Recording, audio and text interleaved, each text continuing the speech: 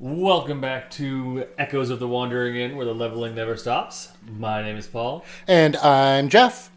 And before we get into the chapter, just for everyone, we have a little bit of a trigger warning.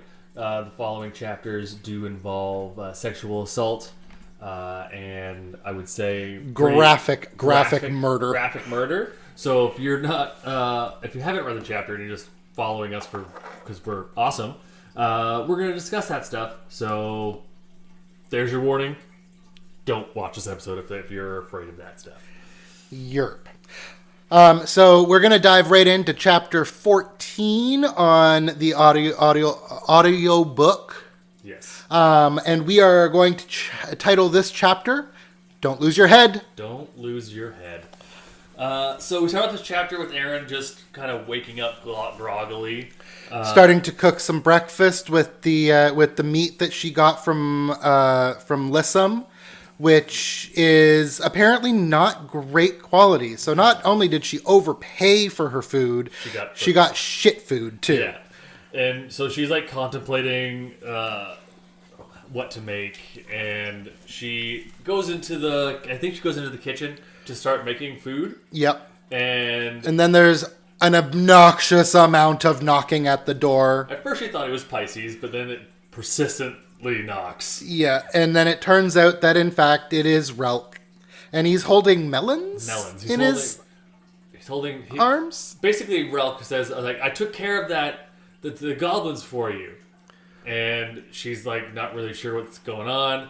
And he's holding something, and he pulls up his spear, and she sees blood? Yeah, and then she finally puts 5 and 18 together and realizes that it is in fact severed heads from the goblins that he killed for her, which, I mean, how nice. He killed goblins and brought her their heads. And she checks out. Checking out, she essentially just dissociates. Oh. Is an easy word for it. Like I think she totally like just blacks out. She figures out that it's goblin heads, and the description. Like, I don't know if Paradama did this on purpose, but like the descriptions of the heads, specifically when Ralph drops the heads and they like hit the ground. It's like oh, I didn't like that. She just immediately starts to vomit. Yeah. Like, vomit and freak out. And the crazy thing to me is that this sound effect was not in the audiobook. However, all I could hear that entire time was, you know in TV shows when you get hit and you just have that, like in a car crash, and you just have that ringing noise? Yeah, that's what... She kind of describes it. She hears ringing. Yeah, but, like, it actually...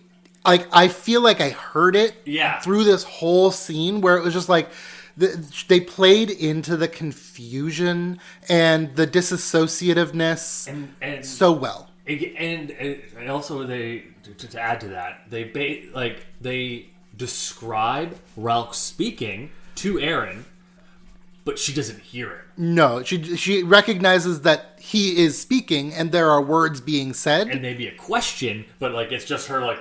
And then she starts to scream. Oh, like bloody blue murder, like a banshee, like she's doing her best interpretation of a steam train whistle. Yeah.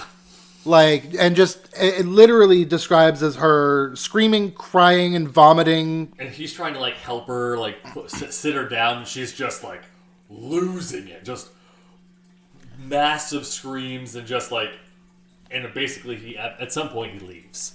Yeah, well, after she told him to leave, get out, and he left in a huff. Like, he was very, very not understanding of the fact that this is not what she wanted.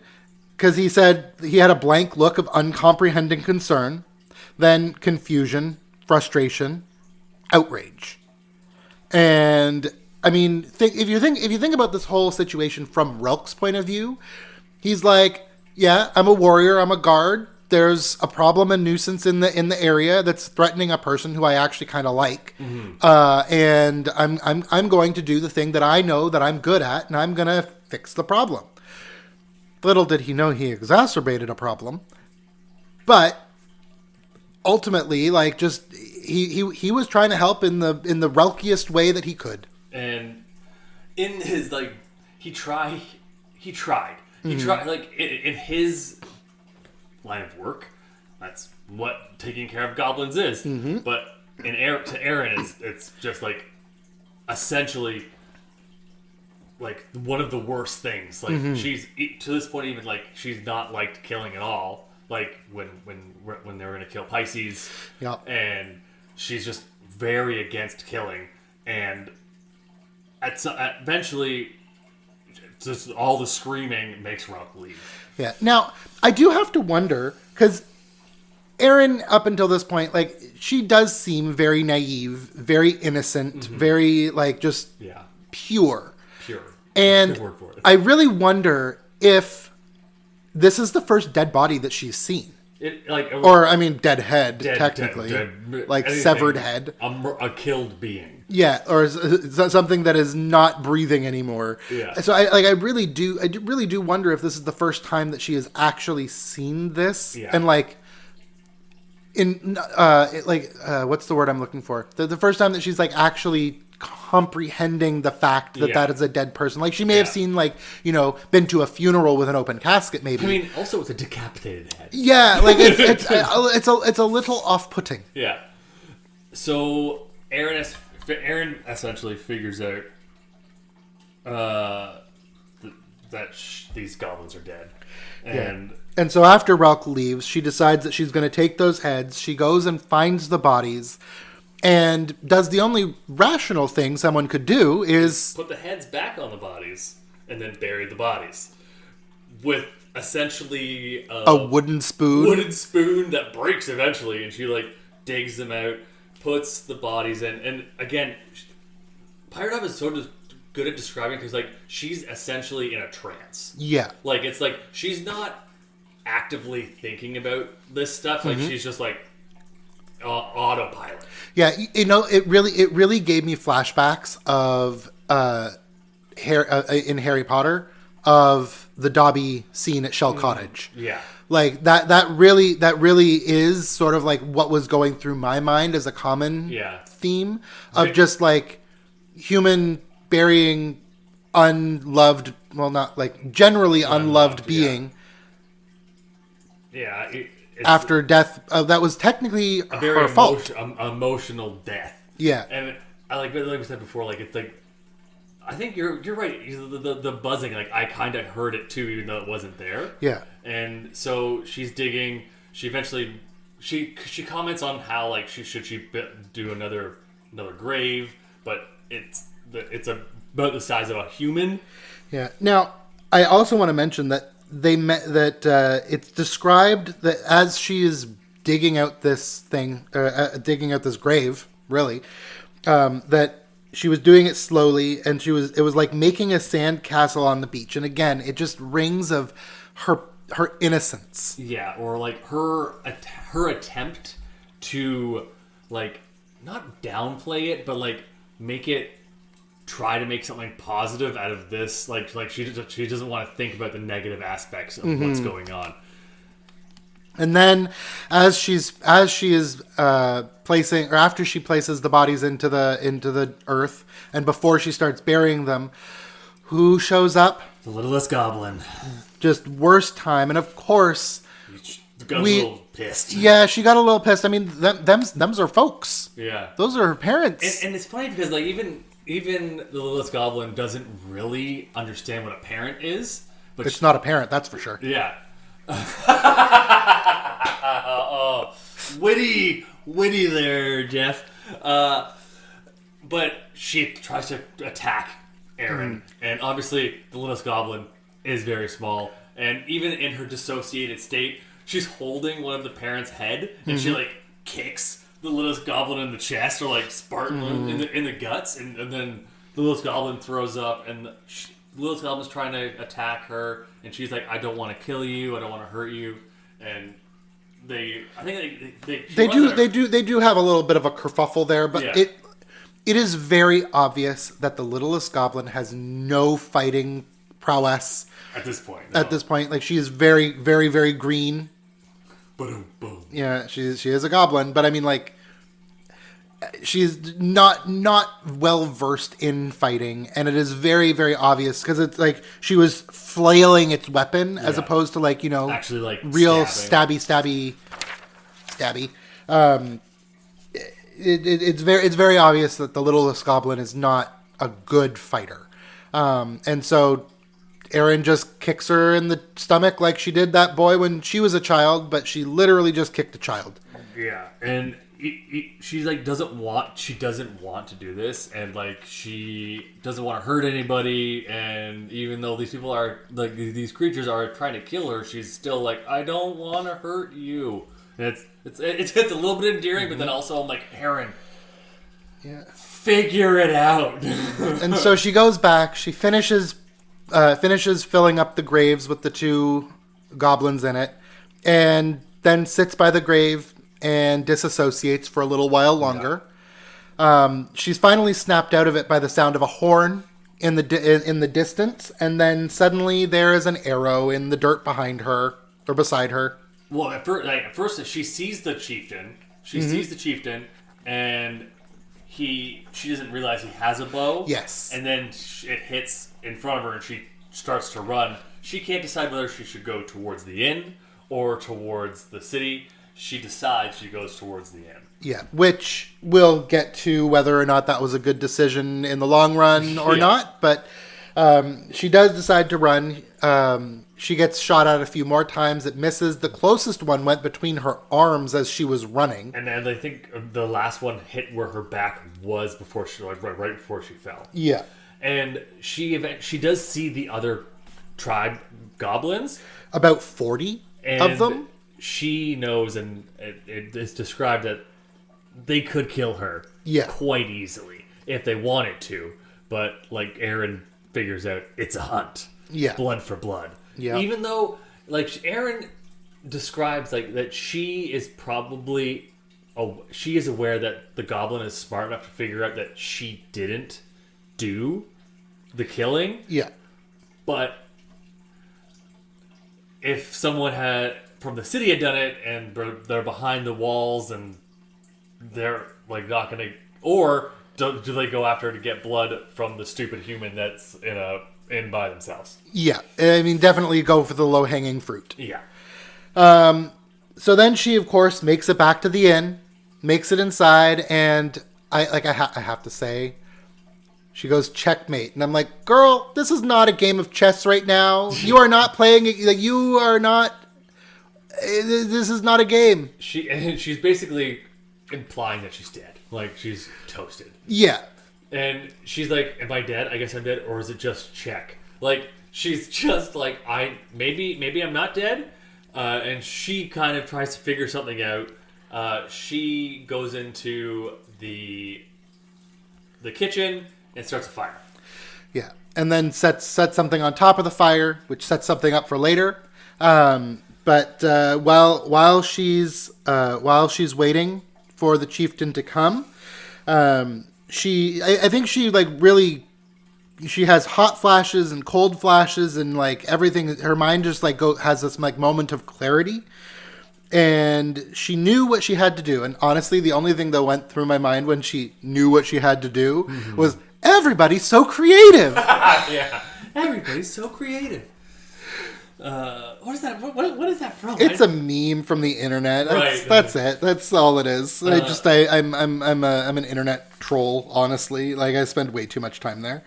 But then she realizes that the horn is getting closer, and like she starts to pray. Also, I'm not sure if Pyrodama did it on purpose, or Pyrodama doesn't know the prayer, or she just does it because Erin doesn't know the prayer, but she starts to say the Our Father. Yeah.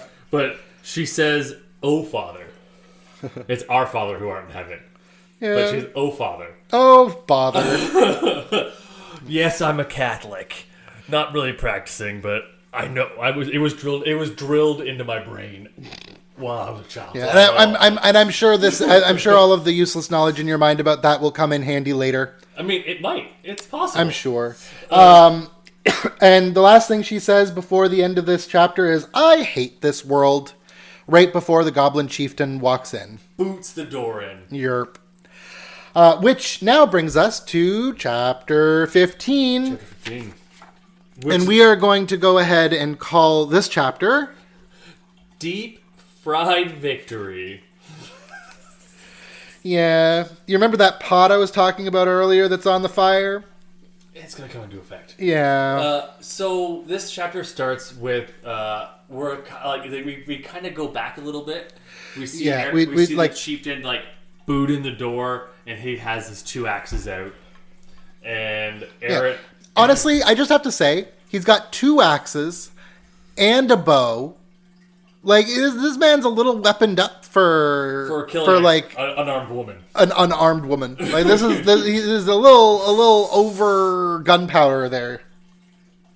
And I think it's so funny that Erin, I think she has a chair in her hand, waiting, and she's like, "I don't want to," and she's like, and then the chieftain just on her. Oh yeah. And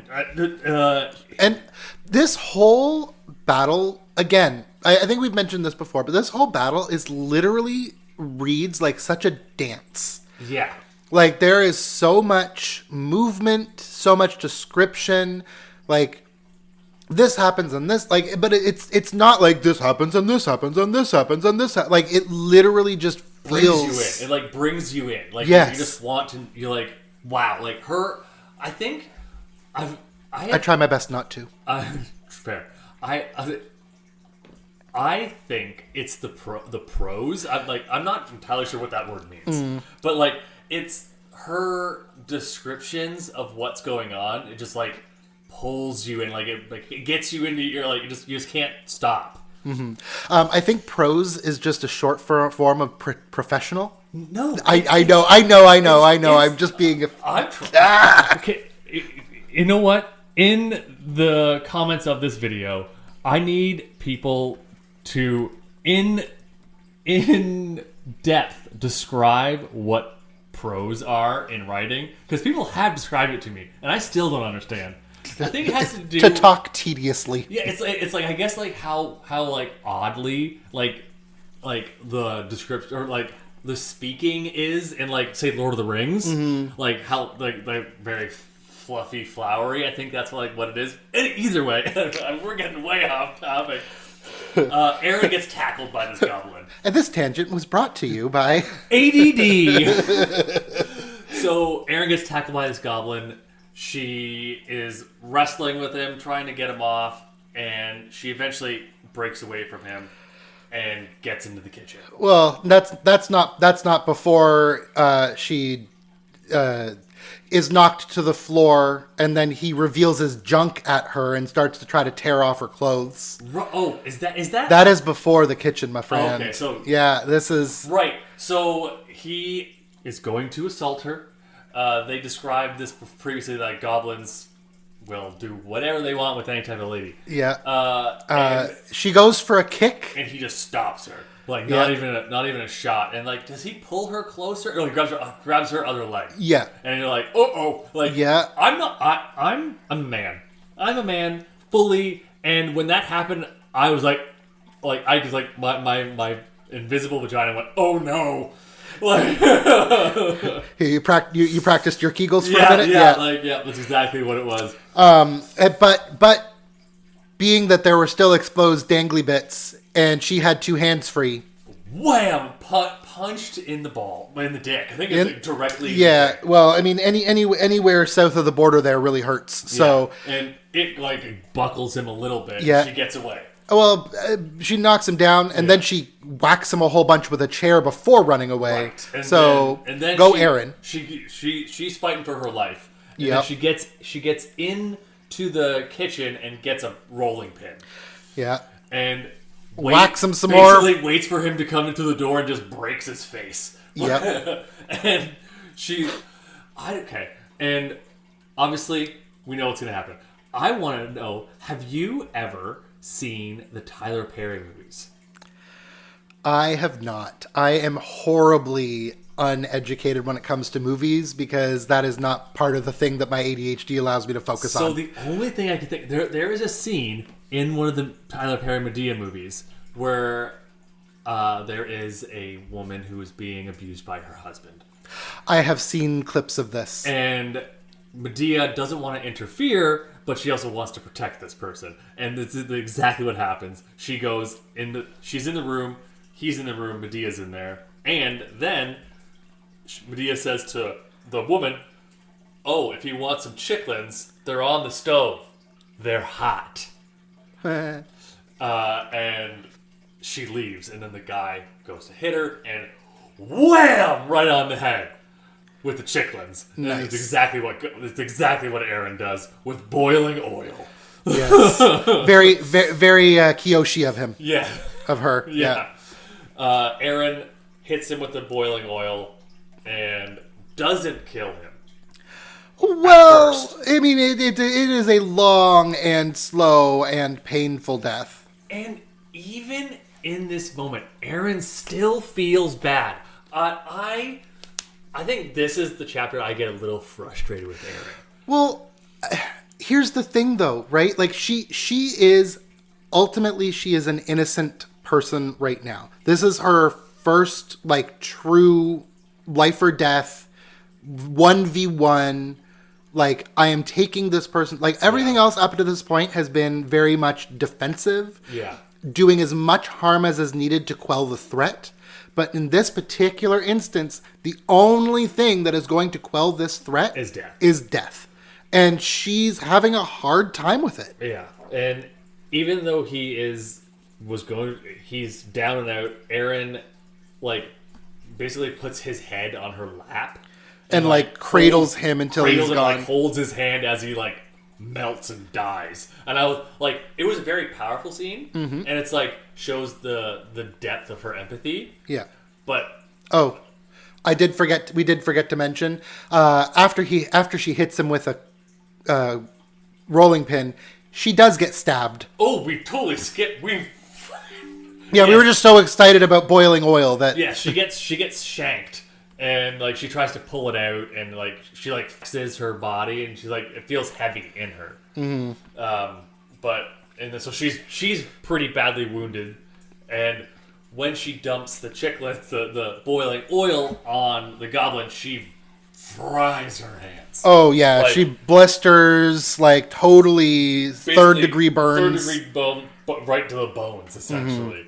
Mm-hmm. And this chapter ends with the goblin dying, essentially, and we get a level up. Yes. And it is Innkeeper, level 9, skill, bar fighting obtained, skill, unerring throw obtained. And it is just again an ode to the fact that you, like, leveling up, you have to have conflict, or you have to have what's that word? Not conflict, but adversity. Adversity. Yes. Like, you can level, like, if you're, like, just training with people, but real life threat or true challenge. Yes. True challenge will always make you level. Yeah. But that's the end of this chapter and the end of this episode.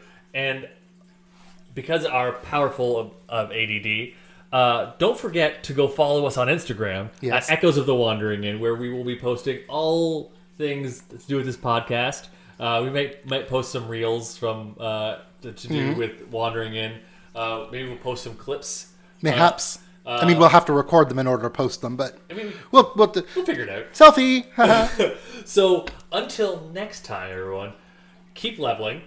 And my name is Paul. And I'm Geoff. See you soon.